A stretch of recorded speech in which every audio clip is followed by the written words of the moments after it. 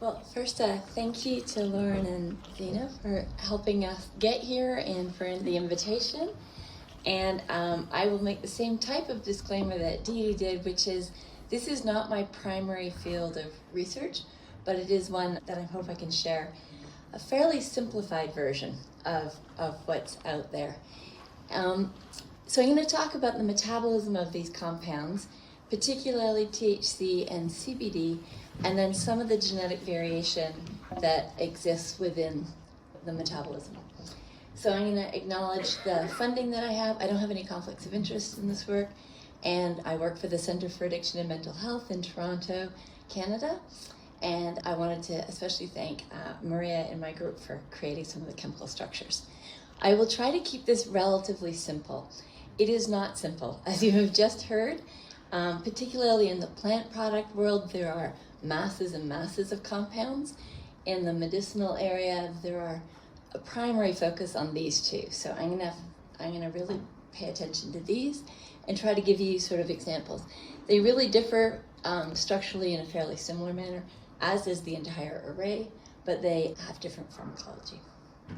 So the variation that I'm going to talk about, I'm going to show you the major pathways for the metabolism, and then I'm going to talk a little bit about some of the sources that are genetic or heritable in terms of the variation. And because this is a pediatric symposium, I'm also going to talk a little bit about some of the developmental variation. And then also, we alluded to already, some of the drug-drug interaction or the ability of these compounds to interact at the metabolic level. So this is THC, which, as you know, is psychoactive. It has a very low oral bioavailability, and that, as Dee Dee also mentioned, is due to metabolism both in the gut and then again in the liver. This is a very simplified version of the metabolism, and I'm going to continue to show relatively simplified versions of this. But this is one of the primary metabolic pathways that's to the 11-hydroxy-THC. It is also psychoactive. And it's principally done by an enzyme that is called cytochrome P450-2C9. And cytochrome P450s are a family of proteins or enzymes that exist predominantly in your liver in terms of within your body, but also in your gut. And as Dee Dee and others have talked about, we consume a certain drug, and then your body does a lot to that drug. And what it's primarily doing in terms of this family is taking what are more hydrophobic or lipid-loving compounds and making them more hydrophilic or water-loving so that you can excrete them. And so this is what's happening when you're adding this hydroxy group. It is further metabolized, again, primarily by the same family of enzymes and the particular enzyme to a carboxy. And I'm going to point out these three compounds primarily because this is no longer particularly very active, and it is long-lasting in the body. It's often used as a way of measuring how much someone has consumed or the recency of consumption. So when you have the gene for this main enzyme, this 2C9, and it creates a protein, and this protein metabolizes the THC source that you've consumed, and you have some kind of drug response. But there is genetic variation in the gene that can create forms of this enzyme that are slower. And that can mean that for the same amount of consumed THC, whether that's in a medicinal or a cannabis format, you have a higher amount of both the THC and the 11-hydroxy-THC. So I'm going to show you the actual study one of the studies that looked at this. So here on the y-axis is the plasma level of THC. Everyone was given the same amount of the drug. And what you can see is if you had 0 copies of these variant, and this is a star 3 variant, it's not particularly important, but it changes the function of the enzyme. You inherit a copy of this enzyme from your mother and from your father. If you had both copies are totally functional, this is the level of your THC following this dose. If you have one copy that has this impaired version, you can see a slightly higher THC level in your plasma. And then if you have 2 copies of this variant allele, you can see this much higher level of THC. So this is even without thinking about the variability in the amount that's consumed. If you consume the same amount, you may have a different amount in your body. And this is just looking at sleepiness, and you can see that they have also a higher score. So this is not only genetic variation that alters the metabolism, and therefore the amount of the drug, it has a therapeutic impact or a clinical impact on things like sleepiness. In the same study, they looked at the AUC, or the overall amount of the drug over a period of time, and you can see having 0 copies of this variant versus 1 copy versus 2 copy. For the THC, again for the hydroxy-THC, and because both of these are active, they combine them, and you can see this almost doubling of the amount of THC in the body if you're homozygous for this variant. And what's important is you can also see the decreasing amount of this carboxy-THC. So in other words, it's slowing down the metabolism of THC and hydroxy-THC and decreasing the amount that you see of this metabolite. So why is this important? Well, what you can imagine in this scenario is, again, you have less of a function of THC in the individuals who have normal rates of metabolism, but they actually have a higher indication of having consumed the drug. So if you're using this carboxy as a way of monitoring, it would appear that they had consumed more for the same amount of consumption compared to the people who actually have the variant, who have a higher level of the active compounds and a lower level of the carboxy. So depending on how you're running your trials and what you're looking at, this type of variation can really influence the amount of a parent compound that people are having in their body, and also depending on how you're monitoring the metabolism. So to sort of summarize this, if you have variation in this main metabolic pathway, it can slow THC. Having less of this enzyme means you have more THC for any given dose, and it increases the clinical response to the THC. These pathways also have a developmental profile, and I wanted to point this out again because most of this group are interested in the pediatric end of things. So this is this family of CYP2C enzymes. These are in vitro assessments of the hepatic level of the enzyme. And I want you to focus on the third bar, which may be a little bit hard to see depending on where you are.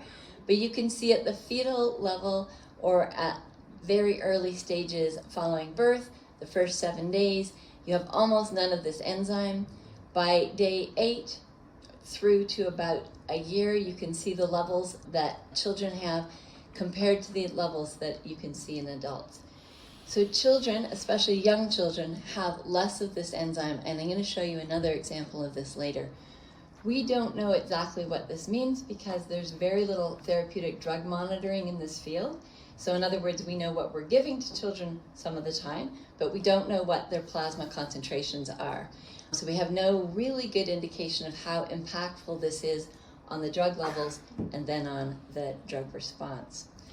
But in general, in pharmacology, if you have less of the less of this enzyme, you're going to have more of these around, and you're going to have a bigger clinical impact. So one would expect that children that have less of this enzyme may have slower metabolism, and having less of this enzyme, either again for genetic reasons or for developmental reasons, may mean that you have a higher level of THC for any given dose. Our colleague from Health Canada was asking about drug-drug interactions. There is one that you should probably be acutely aware of, which is that CBD at high doses on an oral drug delivery can also inhibit this enzyme. So when you're giving a high ratio of CBD to THC, you can actually have an increase in the THC and 11-hydroxy-THC because of the inhibition by CBD on this particular pathway. So again, exclusively on an oral, so for reasons I can talk about, but CBD inhibits oral THC metabolism, meaning that for the same dose you have a higher level of THC, and this has been shown to increase a clinical response to the THC. Both the 11-hydroxy and the hydroxycarboxylic acid are metabolized by a family of enzymes called UGTs. They do a glucuronidation pathway. Not particularly important to know the details of it, but these are also genetically variable enzymes and have a different developmental profile. So just to summarize very briefly, These are a genetically variable enzyme family. Each of the ones that I showed you have a genetic variation, and it may slow the removal of the 11-hydroxy and the carboxy. There's very little understanding what the clinical impact of this is going to be, in part because there's multiple enzymes that can do it. So when one is impaired, perhaps another takes its role, and because these are downstream effects even at the metabolic level. So at this stage, I'm unaware of anybody who's studied this conclusively, at least I'm unaware of that data showing a clinical impact. They are also, enzyme family has a great deal of heritability or developmental profile differency.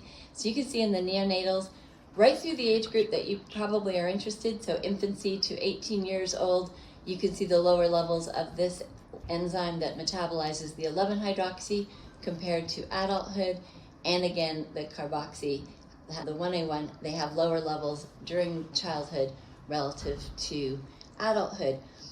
These again are in vitro studies looking at the amount of the enzyme, very little data in vivo looking at how variation in these enzymes really impacts the levels of the drugs in the body and the clinical impact. But what we do know is that children have less of these enzymes, and so the prediction would be that they would have more of the parent compounds and more effect on the body. As Didi pointed out, the actual metabolism and the actual composition of the compounds in the body are far more complicated. But even if you just take CBD, there are many, many different breakdown products and many different enzymes involved in these breakdown products. And so the actual metabolism is relatively complicated for CBD, and then the actual clinical impact of what each of these metabolites is doing is further complicated. So there's approximately 40 metabolites or breakdown products of CBD, and there are many different enzymes. I'm going to focus on another one within the 2C family because it's involved in the 7-hydroxy pathway, which is a major in the metabolism of CBD. Again, focusing in the same sort of way of the active CBD or the CBD molecule itself, and the 7-hydroxy, so metabolizing in the same position by another member of the same family, and then a whole series of enzymes are involved in the creation of the 7-carboxy. And so if you look at the CYP2C19, this is an enzyme that is, again, highly genetically variable. And I was asked to talk primarily about the metabolism and about the metabolic pathways, but you can see in here that 2C9, which metabolizes probably 25% of clinical drugs, is also bound by CBD. 3A4 and 3A5 also metabolize the bulk of clinical drugs, are also bound by CBD. So there is the potential for massive drug-drug interaction in this field, but it's probably mostly dose dependent. So I know we focus a lot on the ratios of CBD to THC, and a lot of these drugs are self-consumed, so it's the amount that people consume, and we don't know a lot about what that dosing looks like. But when we're giving these drugs, particularly high doses of CBD, and it's given because of its safety profile at very high concentrations. Oh, I think I just lost my mic, but that's okay. Can you still hear me? Okay. The potential for CBD to cause drug-drug interactions with the major enzymes that metabolize other clinical drugs is certainly there. But it is a drug and dose-dependent interaction. So a particular enzyme or a particular drug that's metabolized by 2C19 might be inhibited by CBD, or it might not, depending on the relative doses of those to the drug and the CBD. But certainly with CBD and likewise to a slightly lesser extent with THC, there is a capacity or a high risk for drug-drug interactions at the kinetic level, completely independent of whatever pharmacodynamic drug-drug interactions you might have. This is an enzyme, as I mentioned, that's genetically polymorphic. If you look at a general North American electronic medical record, and this just comes out of the Vanderbilt electronic medical record, what we know is about 3% of individuals have none of this enzyme, so you inherit an impaired copy from your mother and from your father. About 20% have reduced metabolism, and then the rest have essentially fully active metabolism. So that gives you sort of some idea. This varies substantially across ancestry group, and again, there is also a developmental impact on this. But first, what I'll just say is, so having a variant in this enzyme can slow CBD metabolism, resulting in higher levels of CBD. And again, depending on what the CBD is doing, this may have a clinical impact, but hasn't been studied a great deal. In terms of the developmental profile for 2C19, I'm here showing data, again, in vitro data, looking at fairly early, 3 to 5 months to 10 years to adulthood. And what you can see is the developmental profile. So again, early in youth, you can have individuals who have much less of this enzyme relative to adults. This is looking at the clearance of a drug through this pathway in vivo now, and you can see that there's a relationship between the clearance or the rate that a drug is metabolized in vivo versus the postnatal age in weeks. And highlighted here, in addition to this relationship, you can see individuals who don't have this enzyme, who are very low at early age, both from developmental reasons and genetic reasons, and then again remain low because they don't have any enzyme in which to have that developmental profile. So this is one of the areas where we find that children we know have less of this enzyme, again, slower CBD metabolism, and this may have an impact on the drug. So one of the things that we would plead for within the clinical trials, particularly when you have some idea of what the dosing is to start to do some therapeutic drug monitoring for the concentrations of the drugs so that we can get a better assessment of what these profiles look like in vivo, and when the genetic variation or the developmental profile has an impact on the drug concentration and then also on the clinical outcome. So we have variation in the products, we have variation in the way the products are consumed, and then we have a lot of variation in the way that they are handled by the body. And the better we get at trying to understand that variation, the more accurate or the more personalized we're going to be at providing the right dose for the right person. So to summarize what I've talked about so far, we have genetic variation, and that genetic variation impacts THC metabolism in a way that impacts the levels of the THC and impacts the clinical impact.